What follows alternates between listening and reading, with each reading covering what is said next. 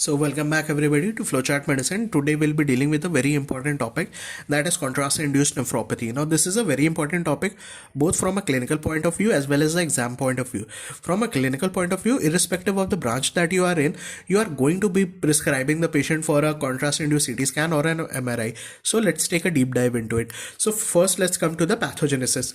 So what the contrast does is it causes vasoconstriction of the afferent arteriole.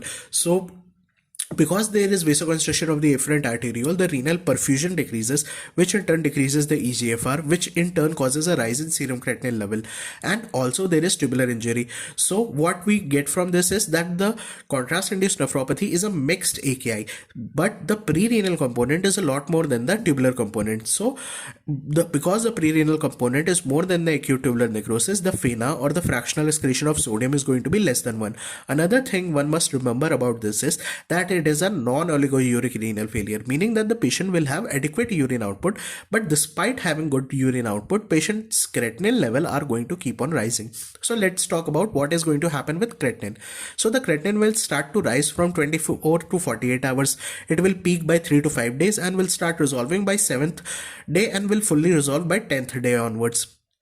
So because there is a time or 24 to 48 hours for the creatinine to rise, people are under the misconception that contrast-induced nephropathy will take 48 hours or 24 hours to develop.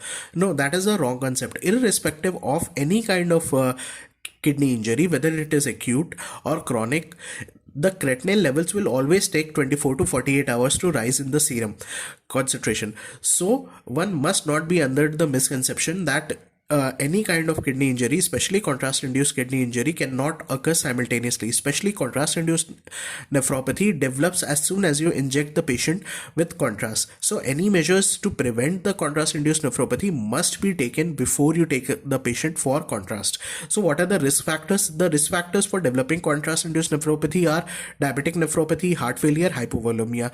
Now let's talk a little bit about the contrast. So the most harmful contrast out there is the ionic media, and the most preferred contrast out there is the isoosmolar one.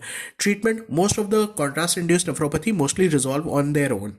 Prevention: now pre and post hydration are the most important prevention factors. So what is pre and post hydration? Before we take the patient up for contrast, we give the patient 1 ml per kg per hour IV fluids for 6 hours, and after giving the patient contrast, we again give the patient same amount of fluid for the next 6 hours. And there is a very popular misconception out there that N-acetylcysteine is very helpful in preventing contrast-induced nephropathy. Now this is a wrong concept, because many recent literature have found that N-acetylcysteine